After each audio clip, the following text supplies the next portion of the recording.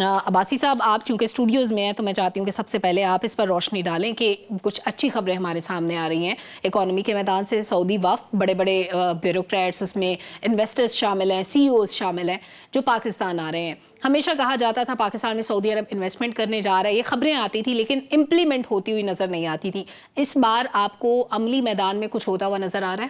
है? Thank you Salma. एक तो बहुत शुक्रिया आपका, और दूसरी बात यह है कि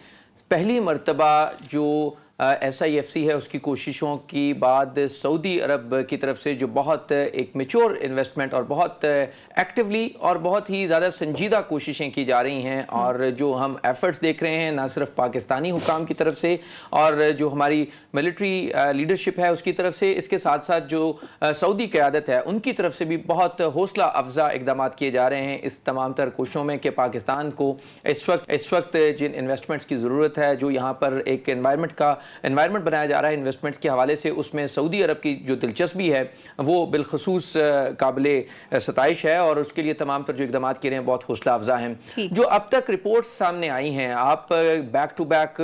विजिट्स देखें, ना सिर्फ सऊदी डेलीगेशंस के पाकिस्तान में और फिर वज़ीर-ए-आज़म पाकिस्तान के सऊदी अरब में, और फिर उसके साथ साथ जो वली अहद हैं मोहम्मद बिन सलमान, उनकी तरफ से इन तमाम जो एफर्ट्स हैं तकरीबन $25 अरब की ये सरमायाकारी है, और इसकी जो कोशिशें की जा रही हैं वो हर शोबे में, वो IT के शोबे में हो, वो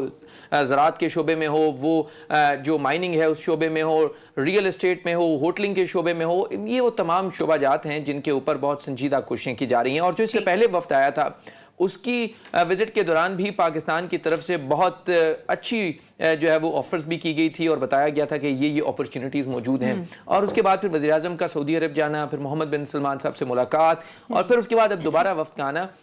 ये बहुत खुशाइंद है। और ये देखें, ये कोई एक रात की, एक दिन की, एक हफ्ते की एफर्ट्स नहीं है, बल्कि इसके पीछे बहुत बड़ी कोशिश है, और इसमें जो हमारी जो मिलिट्री लीडरशिप है उसकी बड़ी कंट्रीब्यूशन है, और उनकी तमाम तर कोशिशों के नतीजे में ही जो सऊदी अरब है वो एक ह्यूज इन्वेस्टमेंट प्लान लेके आ रहा है। और इस हवाले से आइंदा आने वाले दिनों में बड़ी खबरें आएंगी, और अहम जो शख्सियात हैं वो भी पाकिस्तान का दौरा करेंगी। लिहाजा आइंदा आने वाले दिनों में इस हवाले से बहुत हौसला अफजा जो खबरें हैं वो सामने आ रही हैं, पाकिस्तान में इन्वेस्टमेंट्स के हवाले से, पाकिस्तान में अहम शख्सियात के विजिट्स के हवाले से, और इसके साथ साथ जो पाकिस्तान एक इन्वेस्टमेंट का एक पूरा मॉडल लेकर आ रहा है उसके लिए कोशिशें की जा रही हैं। लेकिन दूसरी तरफ एक एस्पेक्ट है जिसको कवर करने की ज़रूरत है, और वो है हमेशा की तरह जो पाकिस्तान के ब्यूरोक्रेटिक हर्डल्स हैं उनको मिनिमाइज करने की ज़रूरत है। यहाँ पर जो आने वाले इन्वेस्टर्स हैं उनके लिए एक साजगार माहौल बनाने की ज़रूरत है, उनके लिए आसानियाँ पैदा करने की ज़रूरत है। और इसके साथ साथ